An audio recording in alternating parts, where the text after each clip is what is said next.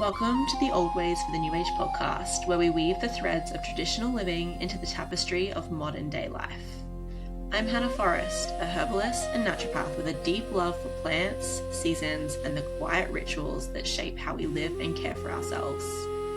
This podcast is an invitation to slow down and reconnect with the wisdom of the natural world through herbal medicine, folklore, seasonal living, ritual, astrology, and simple earth-honoring practices that can be gently folded into everyday life. I'm so glad you're here. Let's dive in. I wish to begin by acknowledging the traditional custodians of the land on which I live and record, the Wurundjeri people. I honour their enduring connection to the lands, waters, and communities, and I pay my respects to elders past and present. I also extend this respect to all Aboriginal and Torres Strait Islander peoples. Hello everybody, and welcome back to this week's episode of the podcast. I have such an exciting guest this week. Of course, I think all my guests are exciting, but I was particularly thrilled to have Robin Rose Bennett on the podcast this week. So Robin Rose is a storyteller, she's a writer, she's a herbalist, and she offers classes in herbal medicine and earth spirit teachings and has since 1986. She talks at herb conferences, festivals, medical schools, and most joyously, outside with the plants. She shares herbal medicine with gratitude for the loving generosity of the plants and the magic, mystery, and beauty of the web of life. She's the author of Healing Magic, A Green Witch Guidebook to Conscious Living, The Gift of Healing Herbs, Plant Medicines and Home Remedies for a Vibrantly Healthy Life, The Young Green Witch's Guide to Plant Magic, Rituals and Recipes from Nature, and A Green Witch's Pocketbook of Wisdom, Big Little Life Tips. I love Robin Rose's work. I love what she contributes to the herbal space. I really admire how committed she is to social justice and supporting communities, and getting to talk with her was really just a dream. I haven't found many herbalists who are as willing and open to speaking about witchcraft and herbalism as publicly as Robin Rose has and continues to do. I think a lot of herbalists quite lean that way. We tend to develop if we don't already have nature-based spiritual beliefs. But actually meeting someone and getting to speak with somebody who identifies as a green witch, has written books on the subject, was really exciting for me. And we touch on all kinds of things. We talk about nature connection, we talk about, plant allies, we cover motherwort and yarrow and plantain and sweet violet. And, Robin Rose shares a really vulnerable share about, her cat getting bitten by a snake and how she worked with some of these plants to help her kitty heal. Thankfully, her cat is doing really well last time I had heard. We cover ancestors and our lineage and, all these kinds of topics that I think are important to include in the conversation around how witchcraft and herbalism fit together. And Robin Rose also shares some of her personal rituals and practices that help her stay connected to the divine magic that runs through every living being, all of us, all the time. I also want to encourage all of you to check out Robin Rose's newest offering, which is the Green Witch's Apothecary. It is a self-paced course and it offers 12 modules with over 18 hours of video teachings, complete with suggested readings, downloadable recipes, and interactive herbal quizzes. I have linked that in the show notes so you can access that easily. And she also has recently released a Meet Your Plant Ally meditation journey. So you can have the opportunity to meet the plant that wants to walk beside you right now, which I think is fantastic, especially if you are just starting out with your, plant wisdom journey and you're learning to connect with the plants in a deeper way. So those offerings, again, will be linked in the show notes and definitely check them out. So I hope that you really sink into this episode, grab a cup of tea, grab a blanket, maybe a cute little snack. And I really look forward to hearing what you think. Any comments, any questions, any feedback, send them through either on Substack or on Instagram or anywhere else you're listening to this. And I really appreciate you taking your time to be here today with us. Enjoy. Hey, Robin Rose. It's such a joy to have you. Welcome to the podcast today. Thank you, Hannah. I'm happy to be here. It's so exciting to have you, and I've been such a big fan of your work for so many years. And when I thought about, who perfectly encompassed what I talk about here, you're really the only person that comes up because you have been walking a path of herbalism and witchcraft, like myself, for even longer than I have. And that's not something I see a lot of, especially not spoken about as publicly as you'll speak about it. A lot of herbalists do have that side to them and they have their spiritual craft, but they keep it quite close and personal. And so I'd love for you to introduce yourself a little and tell us about your journey coming to herbalism and witchcraft. Okay. All right. Well, and I love your old ways. That's just a very intriguing title. So I'm happy to learn about you and your work too. Um, and thank you for having me on. So I essentially came to herbalism via a spiritual path. I met two very wonderful teachers who there's like any story, it's like which thread of it to pull on. There's so many facets. But at one point, my mother was quite ill. And as part of her healing, she went to study with these teachers that she had discovered. And when I saw my parents come home from these classes, I was like, wherever they've been, I want to go. There's something alive in them in a whole new way. And they were always pretty lively, but this was something. So this work was really about, it was like my introduction to the fact that anyone besides me thought about that everything was connected, that there were multi realities, these things that just seemed to be part of my knowing from a young age, but I didn't know anybody anywhere ever thought about them. And I worked with them for quite a while, and their work was unique in that a lot of it was about learning how to embrace what's now called our shadow. It was about becoming whole to not pushing anything away. Right. And anyway, without getting all into that, but then after years of working with them, and I started at a very young age, I was still a teenager, um, I began to see that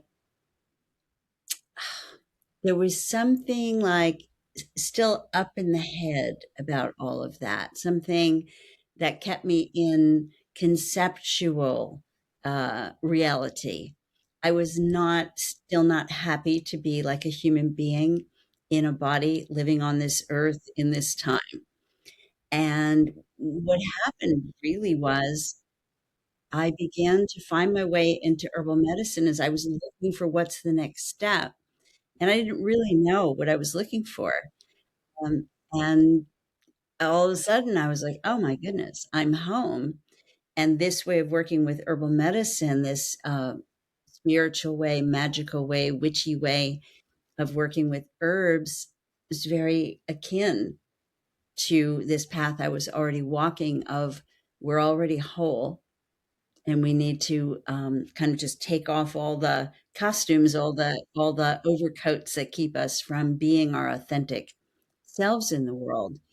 And um, I had no idea for the first 10 years that I was an herbalist, that my mother's grandmother, so my great grandmother, who I never knew, was apparently a renowned herbalist in Brooklyn, New York.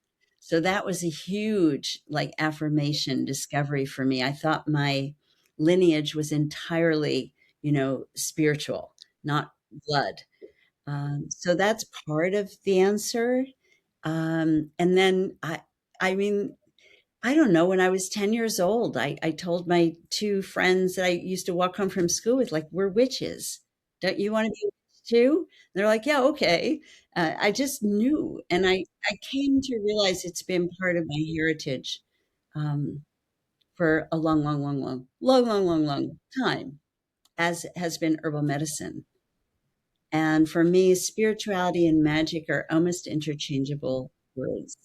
Like, I find that I have found that reality is the most magical thing around. And I love that.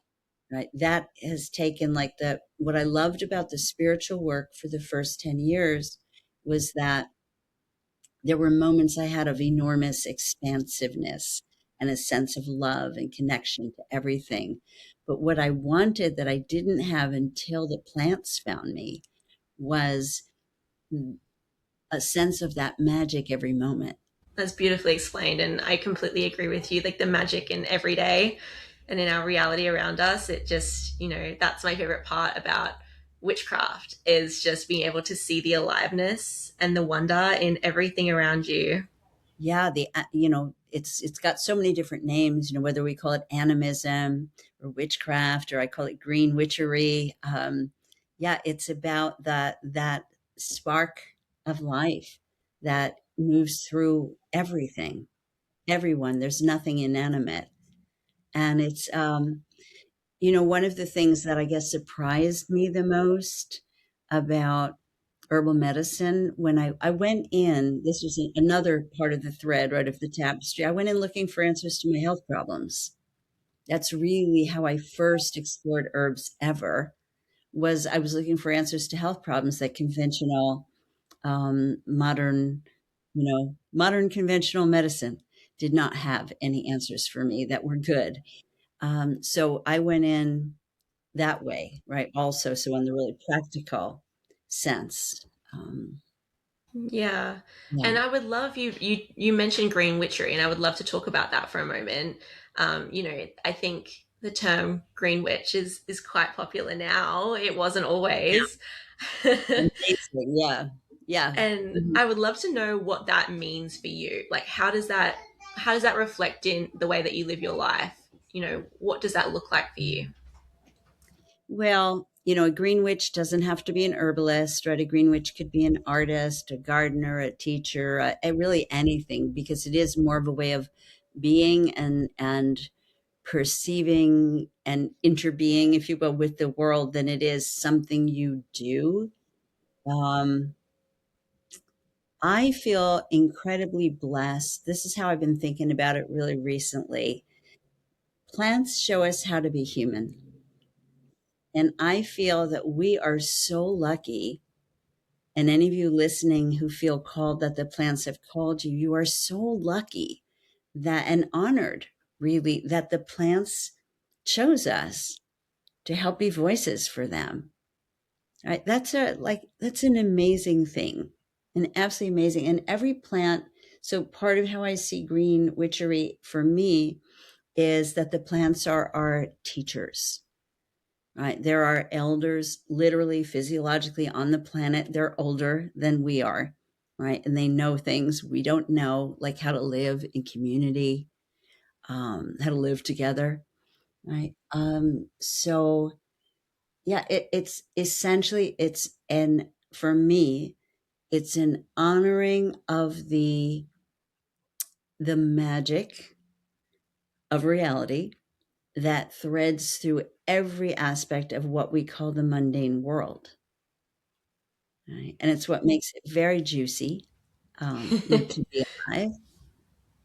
And it brings with it, I mean, as an herbalist, it's the way I do my healing work, right? It has everything to do with that. So it's not that I am not um, clinically informed if a client is coming, but it's that I am moving from a different place. I'm interested in the person's story and their evolution and their liberation. And to me, that it's really, I mean, it's so many things, Hannah. I want to know what it is to you too. It's like, but for me, it's about being sovereign and honoring the sacredness of being alive and of all life.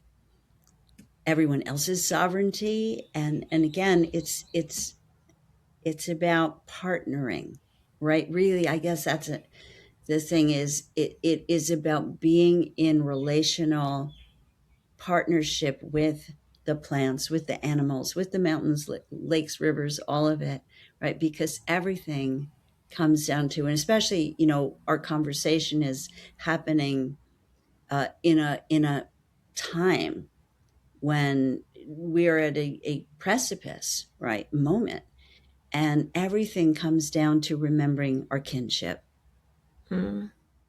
Yeah, I think I agree with you, and I like that you connected the terms like green witchcraft or green witchery and animism, because I do think that that makes a lot of sense. And even though I suppose that is the way that I perceive it myself, I've never like put those words together in my mind that they are related. Yeah. Um, and I actually definitely want to talk about relationship with the natural world and how we can build relationship and what it looks like to live in relationship with the earth and with our plant kin. Um, And one thing I want to add about that I've found fascinating, and I've instigated conversations about this, some of which I've recorded, and others, that were just, conversations, is how akin I see indigenous wisdom to green witch wisdom. So mhm, many intersections. And essentially, the one we've talked about, though, is that everything is alive, everything is sacred, and in the case of the plants, and this is really kind of so important, I know you know this, they're always listening. yeah. They're always listening, and they're just like standing by, waiting to help us. hmm And yeah, I think I was talking about this topic with somebody the other day, and I think the reflection that came through for me was the biggest thing that we're missing. I guess the biggest gift that I think plants can offer us in regards to this relationship aspect is that it helps with our loneliness. And I think that in the world that we live in right now, I Yes. was having this conversation and we were talking about, relationship with plants, but then I just realized that it really is kind of, I don't like the word cure, but cure for our loneliness. I think, so many of us are separated from our communities and we feel lonely. But is I've that said, because I've said this approximately 20 million thousand times exactly. We provide like an antidote for our sense of isolation and mm-hmm, loneliness and alienation. And I think I actually was starting to say that a little bit back, and I lost the thread. And instead of saying, what was I going to say? I just trusted it was going to come back. And that was it, that was the shockingly surprising thing. I didn't see, you'll get it, where I was, that I didn't expect when I turned to herbal medicine for help with physical challenges. I didn't mm, expect at all. I mean, I never thought that plants would help me belong, to yeah, know I belonged here. That wasn't something I had ever felt, ever. And I bet a lot of people who listen to you may have experienced that, like, I belong here? And, the older way of putting that our cultures encourage us, which is so damaging, is do I fit in? mm, And that's like not a good healing question, because to fit in, you change yourself, right? But when you find where you belong, you're accepted as you are in all your multitudinous, inconsistencies and all of that. And, the other thing that I love to think about and reckon with is plants know exactly who they are. mm, And so when we sit with, motherwort or this kind of moth mullein or yellow dock I have here, they know exactly who they are. And the sentence, the phrase, like, you are what you eat, right? So when we take these plants into us, or even if we sit with them or do art or write with them, they help us know who we are, mm. right? That's And then beautifully we said. have healthy relationships. Yeah. And I think that that's, I couldn't add anything to that. I think it's perfect the way that you phrased that. And I think, in the world that we're living in now, more and more people are kind of looking for that, even if they don't consciously realize they're looking for that. And I do think, Absolutely. as you touched on, like that's such a thread in Indigenous medicine as well, is that understanding of kinship with the natural world outside of just, human to human or even human to animal, is like that perception of I'm related to the stones and the waters and the sky and, the trees, and they're never alone and they're always belonging within that environment. And so Yeah, I think that is something that I'm seeing talked about more, which is great. And that's these yeah, conversations are so important for people to understand that is even something they can explore if they're completely new to this and they're just looking and seeking for yeah. something. Yeah, I read something really beautiful in a book called The Salt Stones that was written by a woman who's a shepherd in Vermont in the States. And she said that the word belonging contains the word longing. That's beautiful. It's like, how did I never notice that? I love words. I never noticed that. Isn't that gorgeous? It It's just is. absolutely beautiful. The longing to belong Yeah, and in I'm a healthy way. I'm Yeah. absolutely going to ruminate on the point you brought up about the difference between fitting in and belonging, because I've never separated that either, and I think that that's a really important distinction Yeah. And just for life. that I first heard articulated by Brene Brown. Oh, yeah, of Credit, course. credit where credit is due. I try to remember where I learned things that are very important to me, you know, and was a really important thing, she said. Absolutely. I love Brene's work. And I would love you to share too, if there's anything, across your years of working with people and plants, if there's any advice for people who are wanting to start beginning that relational aspect with their herbalism practice. How can they start to build that relationship with their plant kin, and also, you know, other more than human kin? Yeah. Well, I think it starts with humbling yourself in the best sense of that word, right? That you can learn from a plant, not just about a plant. In other words, shifting our, like, kind of that paradigm that we've been brainwashed into, because it's not natural, is, or even starting to realize that you are, brainwashed to think you are somehow above, right? All the more than human life on the planet. That's a step. The other thing, so everything I'm about to say is going to be like incredibly unpopular. Humbling yourself, one, slow down. Now everybody says, "Oh, I want to," but I don't know. Do they really want to? I know you really want to. So, but you have to actually do it. You have to slow down. Plants do not give up their secrets or their teachings or their medicine if you are looking at them on an app. Yeah. They don't. They don't. Right? You have to slow down. You have to humble yourself. You have to slow down. You have to choose if you want to, right? You don't have to do anything. But if you want to develop this, and it's not even developing relationship, it's becoming aware of the relationship you already have, right? And this is helpful. That can be really helpful, right? And what do I mean by that? Well, I mean, every breath you take is a gift from the plants. If it Hmm. wasn't for the plant, you and I would not be breathing. We would not be alive. So we're the only ones who've forgotten that, right? The plant inhales what we exhale, and we inhale what they exhale. So we are in relationship. We need to slow down enough to find what that means and how that feels. And it feels so good. Like, I want that for everybody, right? Like, it feels so good to realize you have kin all over the planet. Hmm.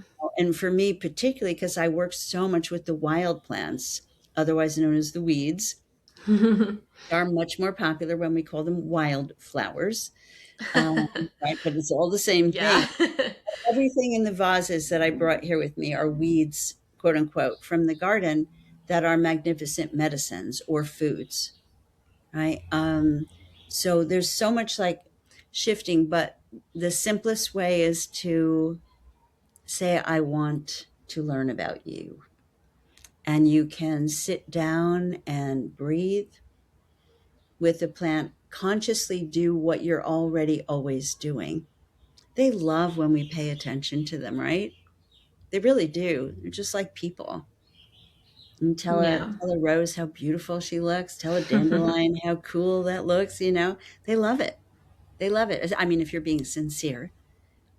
So simple is not to try to learn everything at once, not to try to learn 17 plants at once. You know, when I work with my apprentices, you have one plant ally for the year, as how I was trained also. And that plant becomes like your ambassador, if you will, to the plant. And here's a great word. Instead of the kingdom, right, like the philo kingdom, the this, no, I got from Caroline Casey, a visionary astrologer. The kingdom. Oh, I love that so much. Me too. Me too. Right. So they're your ambassador to the plant kingdom Oh, and to that's yourself, fantastic. and to yourself, right? That's so here's something I heard just the other day. A Colombian medicine man said, and I don't know that this is an exact quote because it was somebody quoting and then I'm getting it right, but said and I wouldn't say it exactly this way, but I just want to try to say it this way that he did. In the plant's DNA is something that is knows how to be fully human, right? Mm. And I have experienced this. I've seen it in so many students and apprentices. The plant somehow helps us become more and more of who we truly are, which is not to denigrate all of the physical healing properties. Like you can come into plants because, you want to take your spearmint because you have a belly ache, right? Enter in whatever way works for you, right? But if you come with that, oh, I wish I could share that. If you come with respect, then the plant will take you deeper. Right. Yeah. Yeah. I actually wrote a poem about this the other day that I haven't shared yet. Would you like me to Oh, share I'd it? love to hear it. Okay. I typed it up in case you said yes. How could I say no? I guess that's fair. No, I don't want to hear from Robin. It's beautiful. Okay, so here's a brand new poem called Green Doorways. Plants are portals to hold so dear. They lead us to places surprisingly near. They know us well, these loving kin. They guide us to dare to step within. They help us find truths that we've lost, selves we've kept hidden at too high a cost. Plants are teachers that liberate us when we turn to them with thanks and trust. Nourishing oneself and one's community, plants root and rise and set love free. Oh, it's lovely. I want it on my wall. Thank you for Maybe I'll sharing make a that. little poster of it or something. Yeah. Yeah, I think that is officially the first poetry that's ever been read on the podcast too. So you get to take that. um, Excellent. Yeah. yeah, I everything that you wrote in there is exactly perfectly beautiful and spot on, I think. And I love that the plants they understand how to be human almost better than we do in the way that we walk through the world. Yeah. I think, the slowing down piece, I many years ago had to learn how to rephrase things with myself because it's so easy to say I can't, or I don't have time, or I'm busy. That was the word, busy. I'm busy. And you know I was listening to a podcast or watching a show or something, and somebody said, it's not that you can't or you don't have time. You just need to tell yourself, I haven't prioritized it yet. I haven't made it a priority yet. And Absolutely. that has helped me so much in my own journey because it just and I think that's something I love about witchcraft too, is it's all about personal responsibility. So we have to Yes, take it is. responsibility for how we show up in the world and the impact we have on the people and the landscape around us. And that's just another level of that, I think, being able to go, okay, well, have I slowed down and sat with the plant today, or have I just not made it my one of my top priorities today, Right. And it's so easy, obviously, to get pulled in a million directions, and that's the thing too. Like everything we're talking about is not from any pedestal, right? No. Any high perch. This is, like the place you come home to over and over and over again. But I have found over years and years that, patterns that I didn't think were possible to shift in myself have actually shifted. And, with attention and work and magic and plants. So I feel like really solid that I can tell people, if I could shift this pattern, you can shift the pattern. And there's will always still be growing, evolving for as long as we're living. It's not like there's some place you get to and you're there, you have it. That's just such an illusion. It's all about Mm, becoming here, becoming present with every feeling, with every fear, with every joy, with every grief. It all matters. But yeah. what you just shared makes me think of that you chose what you wanted to feed, Hmm. what you wanted to starve in a way. And I think that's a good way for people to think about it too, as well. I can keep saying, oh, this is so hard. This is so hard. I can't do this. But then you're feeding that, Yeah. right?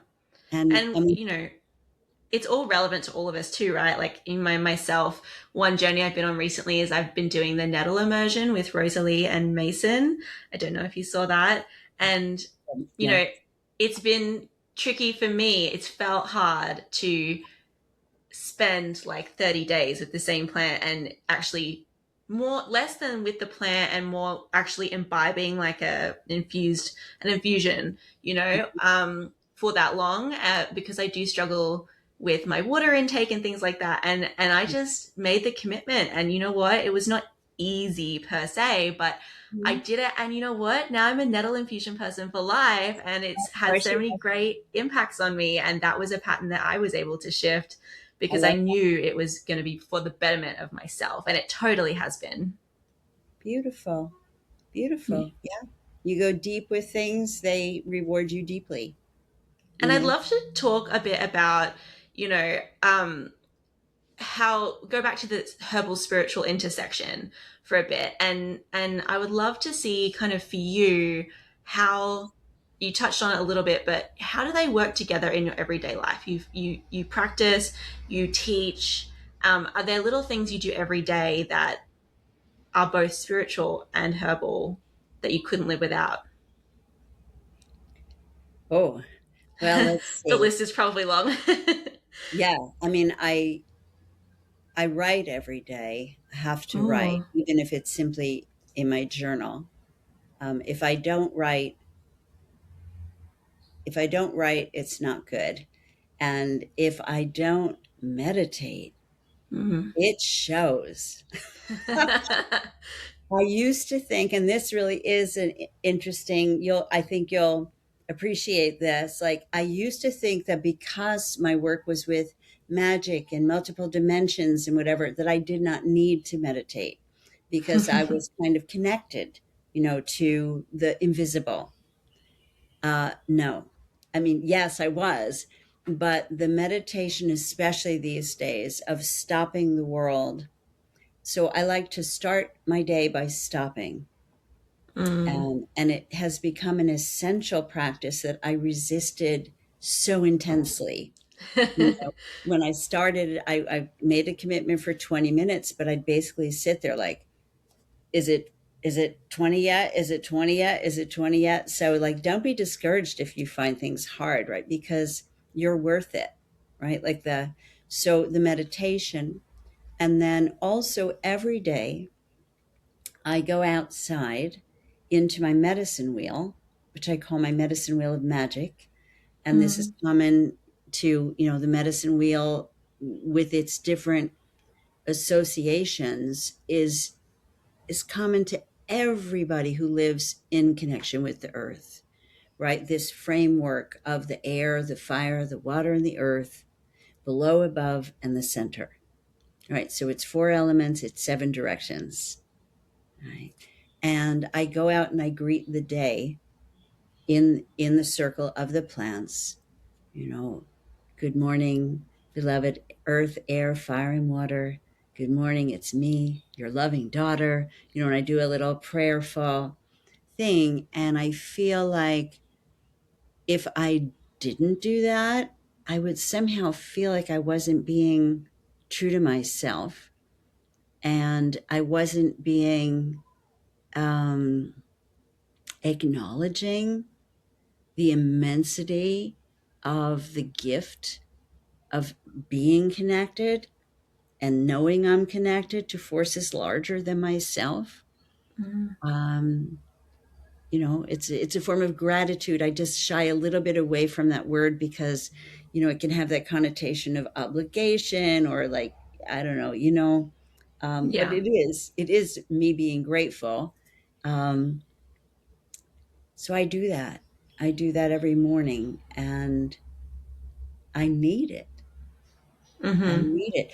And what it does for me too, and I mean, I put it in my herbal, like my big herbal book. I don't know if you have it, The Gift of Healing Herbs. I I mean, don't. It's the top of my list though of the next books I'm going to adopt. Absolutely. oh good. Oh good. So I mean, I put it in there as my greet the day, like make it your own. But what it does for me is that it helps me touch in deeply with the reality, what's really reality, as opposed to what we call the real world. So that no matter what the dramas of the day are, and I can get as upset about them as anything, you know, I've started my day with like quieting, listening inside, and then connecting outside, with what we're made of: earth, air, fire, water, and spirit. Right. Mm-hmm. And for me, below and above in the center is how the circle becomes a spiral, which is the intrinsic shape of magic and life. And I have come to strongly connect below with the ancestors, and also with like the vastness that each of us carries inside of ourselves under that, hi, I'm Hannah. Mm-hmm. Hi, I'm Robin Rose. There's like this huge being, and in everybody. And then above, and I've been getting guidance that this is particularly important right now, is besides the obvious of, the stars, the sun, the moon, the cosmos, right? And the fact that we too are made of stardust, Mm-hmm. literally. Literally, there is not a cell in your body that is younger than 14 or 15 billion years old. Whew, right? But in addition, the part that's been feeling really important for me to say out loud to people is it's also a way to call in and on the future generations. We need Mm. their guidance too. It's not all up to the ancestors to help us find our way through what I call the evolutionary chaos of now. Right. But the future generations have guidance for us as well. And while you mentioned that, you've been doing quite a bit of work around, with the next generation. Basically, you've released two books, I think, for Yeah. young witches. Yeah. I'll show you this. It's so beautiful. I'm so thrilled with the artist who did this book. This is the Young Green Oh, so Guide pretty. to Plant Magic. Yeah. Yeah. Yeah. And so that is for what ages would you say if people Well, are all wanting my to? adult students tell me they love it. So, but it's officially, I think, that's all marketing. They say 8 to 12 or 8 to 13, but like I just recommended it to a 14-year-old who was feeling so different, and that she didn't have friends interested in what she is passionate about, potions and lotions, oh my. And it's not really limited, but it's officially for 8 to 13, I think, as if 8 and 13 were comparable, because to Yeah. me, like, wow, they're not really. But I've had lots of little kids love the book, like come up to me hugging the book, which is just makes me cry, but older teens too. And like I said, some of my apprentices have said you basically took everything that was in the big book and somehow you put it in that book without making it like, um, you know, superficial. So that felt like a great compliment. My first love is writing. I can tell you definitely glow when you talk about writing.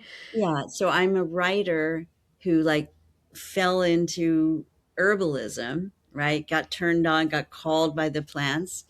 And so many herbalists write good books because they want to share Mm. herbal information. So I have done that too, but I'm not an herbalist who's writing a book. I'm a writer writing my herbal books. Yes, I Yeah. love the way you put that. And I feel very similar in my own path, actually. I've been writing since Yeah. I was very young. And Mhm. I write the Substack newsletter now, which I really enjoy because it's a way for me to also get creative with while I'm sharing information, to be able to enjoy the way the words fall and be able to make it I'll something have that to feels like an subscribe. experience. I'll have to subscribe. I do. I'm so sporadic on Substack. I've been going, I don't know, I'm going to make up a number. Let's say maybe a year. And you're going to laugh. I just this week wrote my welcome to my Substack letter to actually send to people when they subscribe. That's exciting. I would love to read some of it. But you already have a beautiful newsletter. You send out, Thank quite frequently, like you. via email. Yeah. Um, and so anybody can go and subscribe to that if they would like to hear your Yes, words. please. Yeah. Yeah.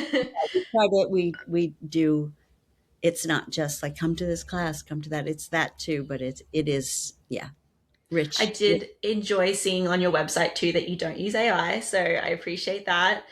Oh, I'm Um, so glad you noticed. I It's definitely did. really important to me to put that in. That's a whole conversation, isn't It it? is a whole conversation, but I like to mention it for my guests that don't use AI. I think I like to promote that. I like to share that with my audience because there's a lot of people who listen who really want to support that work. So thank you for representing yourself and actually sharing your real words with us. So it's deeply Thank valued you. and appreciated. Thank you. I would like to let's dive into some plants. I want to show you my teacup What that does it someone, say? You are you are illuminated? illuminated. The goddess has lit your Wicca. Oh, I love that. I want one of those. I'm a mug collector, Robin Rose, so I collect I handcrafted think mugs I think all witches are mug collectors. They are and jar crabby at collectors. everything. Yes, and jars. Oh yes, jars and mugs. I used to laugh. I used to go to the recycling center to get to drop stuff off, but I'd always end up taking some jars too. It's like this is Yes. abnormal. But I you were going to recent ask me something. You were going to go to the next thing. Oh, yeah, I would just love to hear about some of your plants because you brought some beautiful plants in to show us. So anybody Yeah. who's listening, please jump over and watch the video because Robin Rose has some gorgeous plants, and I'd love to hear about some of the ones you collected and are they ones I'm assuming they're ones you work with quite often. So Yeah. Well, I have motherwort, Leonoris cardiaca, the lion-hearted is what that botanical name means. And this is actually the stage when we work with this plant to make medicines typically. And this is one that I was like, how did I ever live without motherwort? Right? It's such a beautiful, um, calmative plant for acute anxiety. Not that anybody has that. not at all. Not that I've ever felt that either. But yeah, it's such a beautiful plant. It's quite a bitter mint. So I also use it in magic, in ritual use. I will sometimes nibble on this bitter leaf as a way to help myself digest the bitter aspects of life. And Mm, those can be the unavoidable ones that are normal part of life, illness, loss, death, right? And it can be the bitterness of some of the intensity of cruelty and violence and,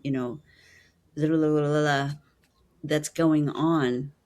That's like, really? We mm. have to be pushed to this point to wake up and, you know, say no and claim like, So sometimes I need to nibble motherwort to help me digest that. Because if you spend your energy going, it shouldn't be this way, it shouldn't be this way, it shouldn't be this way, you have not much left to offer an alternative way of being, Hmm. which is why I don't watch a lot of news. Um, but so motherwort, beautiful, bitter mint, helps digestion, helps calm the mind. It's great for irregular heartbeat, like so many things, right? This weed.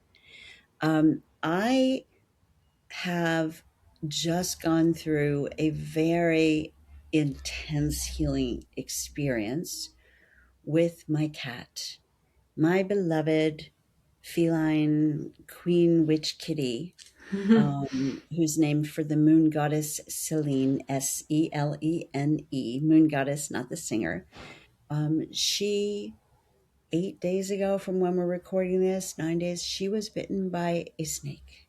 Oh, And she is doing so well oh, with I'm the so help of glad. herbs. Yeah. So, why I'm bringing this up is A, it's very fresh in my mind and world. I asked her permission if I could tell the story, and she said, all right. She's tired of hearing it. But um, the primary two herbs that healed her were two of my mainstay plants, plantain, one Mm. of the most common weeds on Mama Earth, and yarrow, right? Oh. Another super common, amazing healing plant. And it was almost all external, almost all topical. And I mean, I'll just ever so briefly describe her where she was bitten. It was under the arm, so right into the lymph, and her legs swelled up like 2 to 3 times normal size. And her neurologically, she was not okay. Right? She's so good. And it was really plantain poultices to localize the poison and draw it out, and the yarrow, the anti-inflammatory for the swelling. And I spoke with a woman who works intensively and exclusively with animals, in the veterinary field. And since studying with me, she is now kind of shifting, and doing amazing work with herbs with animals, and goes to people's homes and such. And she said, Robin, if you had brought, I'm going to walk you through what would happen if you brought her to emergency to the hospital, because you would have had half as good an outcome in twice the time. Mm. So that was so affirming, right? I trust these plants so deeply. And I watched, if it was, you don't do what's beyond your skill set to do, right? And Yeah. if I saw that it wasn't healing her, I would have gone for help, right? And Liz was also, she was like my security blanket. Like every day I called her and said, this is what I'm seeing, this is what I'm doing. You still think I'm okay to do. So plantain, right? It's underfoot everywhere. Do you have it there? Do you know We it? do. Plantain is one of the ones. So it's funny when you mention weeds because they don't grow the same here. The same plants don't grow wild. And speaking of relationship, I think this is another part of it is I get so excited when I meet another plant friend in the wild. And my husband is Canadian, so we come over fairly frequently to Hmm. the States and to Canada. And the first time I saw motherwort in the wild, I was just so overjoyed. And we were going to like a parade, and I with a group of people, and I was like, I'm really sorry, but you guys just go on ahead. I have to have a moment. I'm like, there's another one. But Yeah. plantain is one that I think is just universal, and we have it everywhere. It grows, especially on the mountain where I live. They're like the leaves are like the size of my head sometimes, so they're absolutely Yes. prolific and stunningly gorgeous. But it's Then, such a powerful medicine. You're right, like right. it's We use incredible. We use it too, because we get a mosquito bite and it itches. Right? We use it for the littlest things, but here it was life saving. Mm-hmm. And I've Yeah. something I love about plantain too is I have definitely seen people use it in a more spiritual sense for drawing as well, which, Jim Mm. McDonald actually talked about that. He didn't share a lot, but he does use it for drawing baths more energetically. So I think that's really interesting too. Yep, is one of the 9 sacred herbs in the old Anglo-Saxon, pharmacopoeia. I wrote a bunch about that in the kids' book, and I have it in, in my larger book. And one thing I want to share with you is I have a little in the book that's on your list of what you want to get. I have a poem for like a number of the plants in it, and then a little cheat sheet of like mind, heart, body, soul, and then the full thing with recipes and all that. So in the plantain, mind refreshes and renews a tired, jaded, or cynical mind. Mm, Right? Heart uplifts the heart by connecting it with the joy and abundance of simple treasures that are underfoot. it's I found gorgeous. plantain to be really great at restoring um, a sense of wonder when it's Mm. just, crushed. Yeah, and that's definitely a medicine we could use, more people could use in the world right now. That's why You I'm know, mentioning it. It relieves deep soul pain in a very quiet, unassuming way.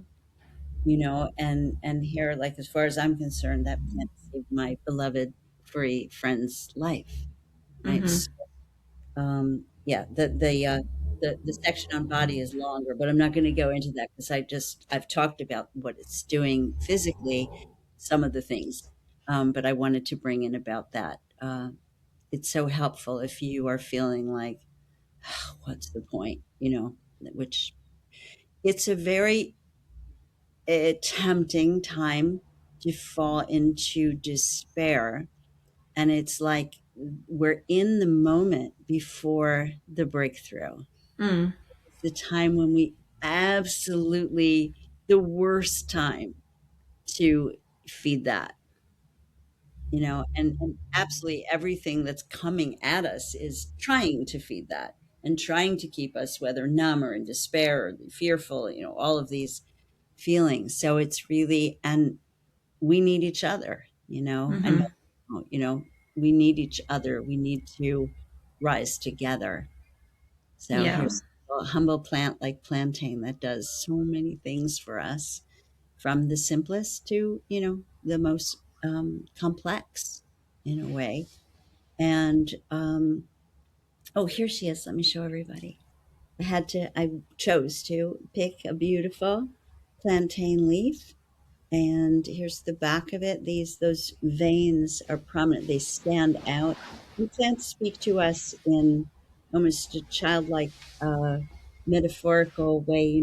Well, I help your veins. See, and I have this, and I'm going to help your blood. Right? This is specific plant for anemia. I help your blood. I help your iron. So here's a beautiful plantain leaf that will end up getting put on Celine a little later. But and I'm so glad that your beautiful kitty is feeling better. thank you. That's really important. So I'm glad that she's recovering well. Oh, me too. Me too. Another plant that I love to bits is okay, I'm just hearing the question that's going to come, so I'm going to come back a minute. What I did was I pounded this up a bit with a pestle, and then poured some boiling water or warmed up yarrow tea and sat it in that and then put it on her. That's Mm. what I did.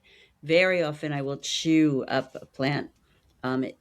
Actually makes it more antiseptic, antibacterial, but because of the nature of these wounds, I wasn't doing that.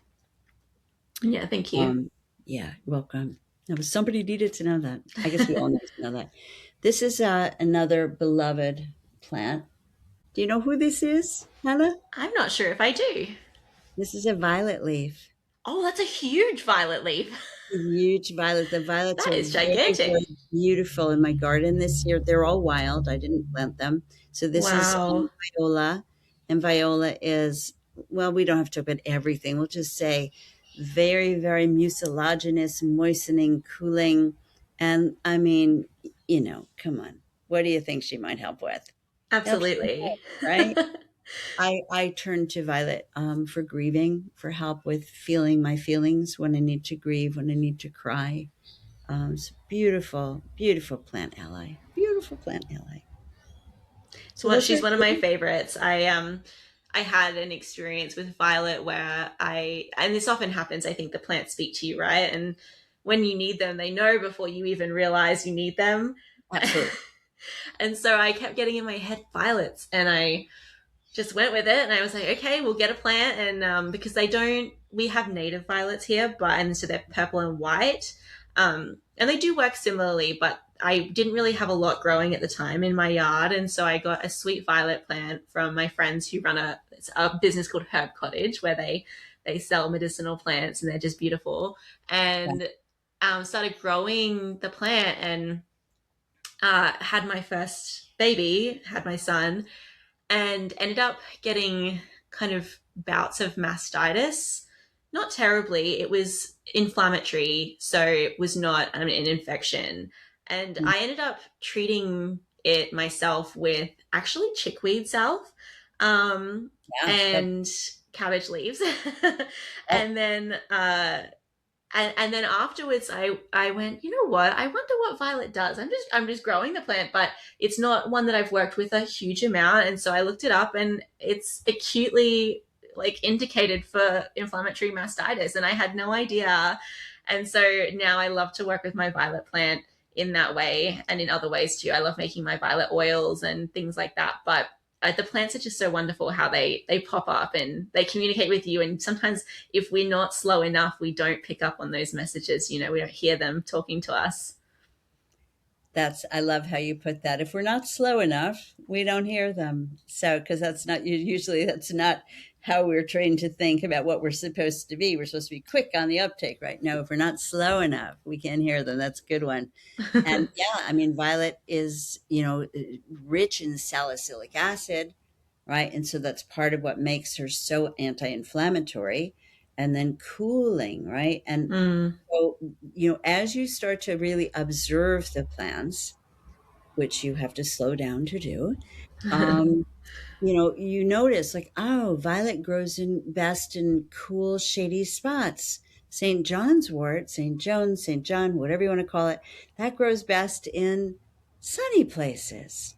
Oh, chickweed, once the sun starts to hit, doesn't like it, goes right, to seed.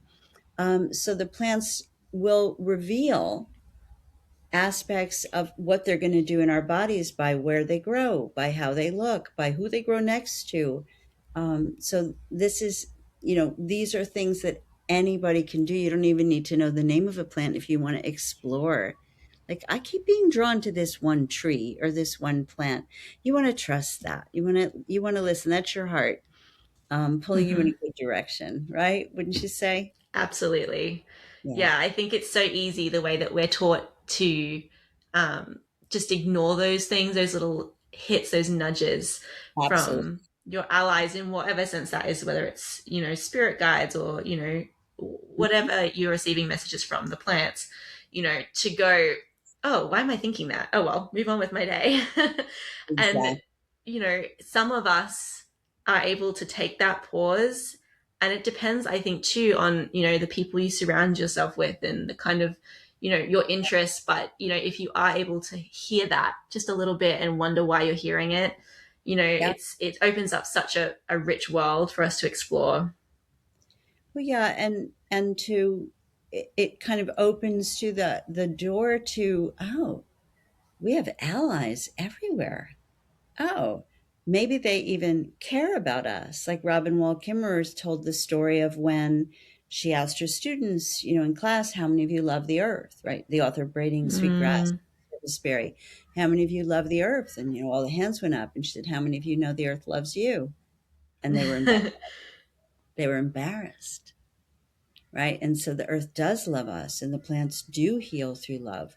Yes, Motherwort has Leonorine and we can sound all, and we can know these things, right? About the chemical constituents of the plants and the vitamins and the minerals but they are beings of spirit and they heal through love. They are generous with us.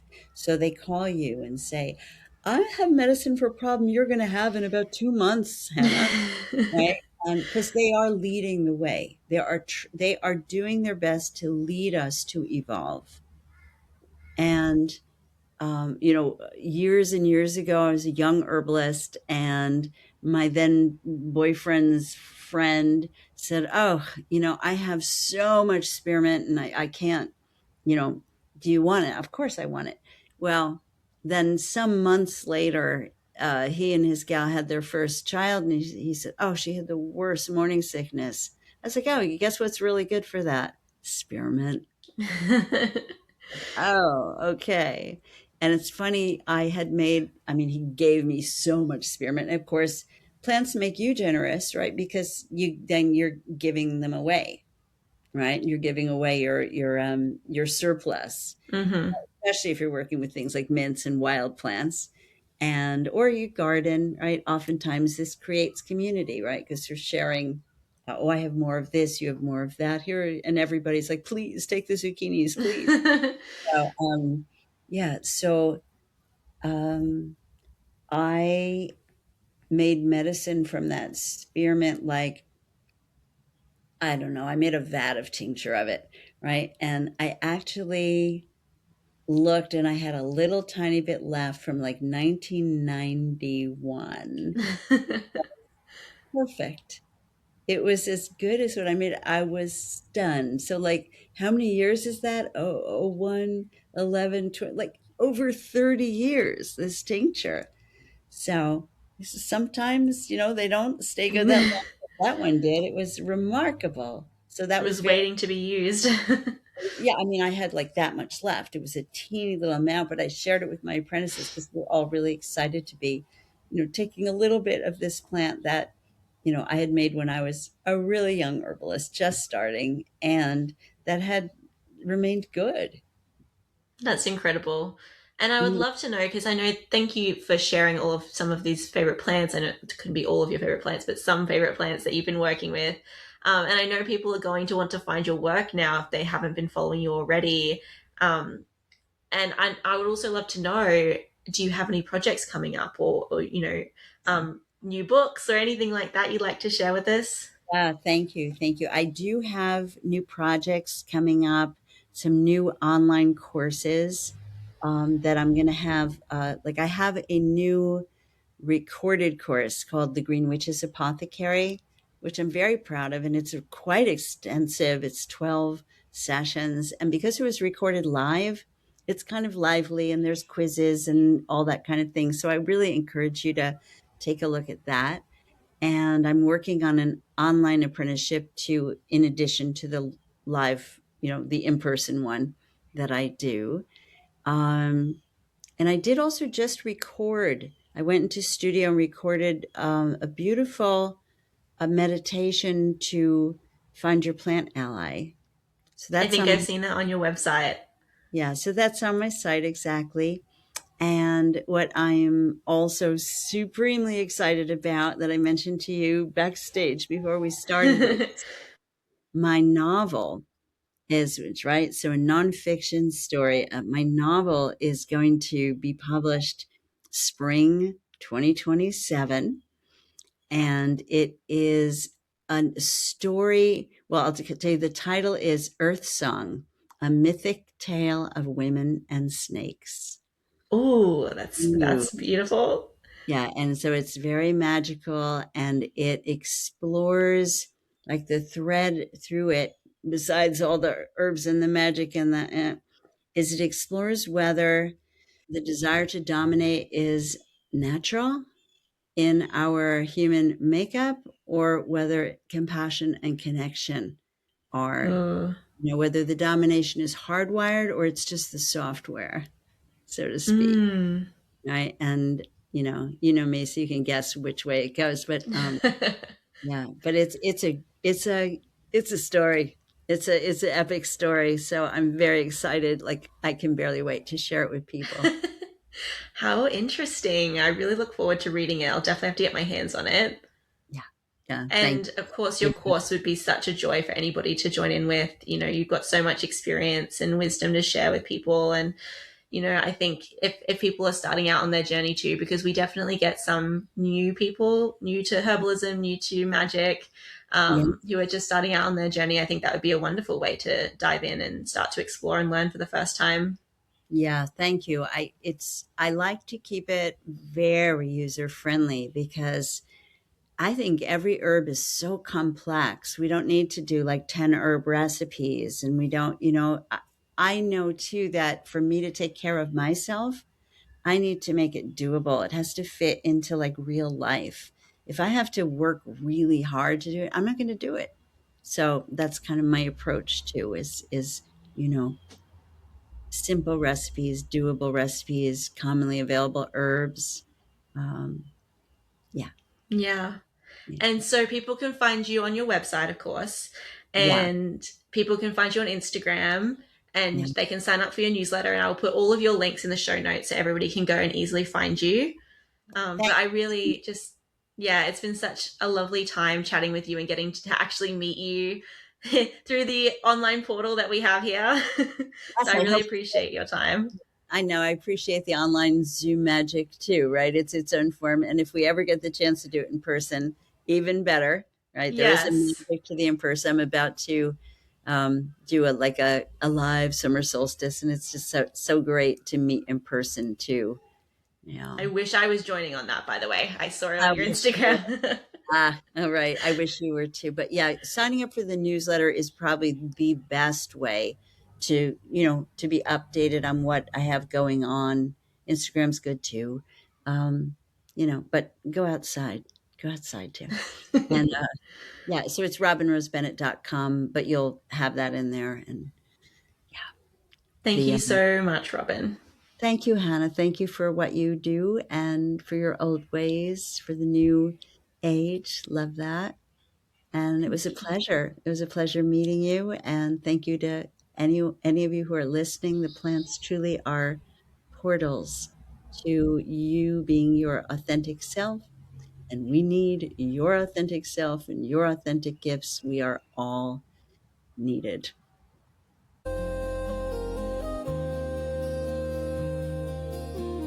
Thank you for listening, and I hope you enjoyed today's episode.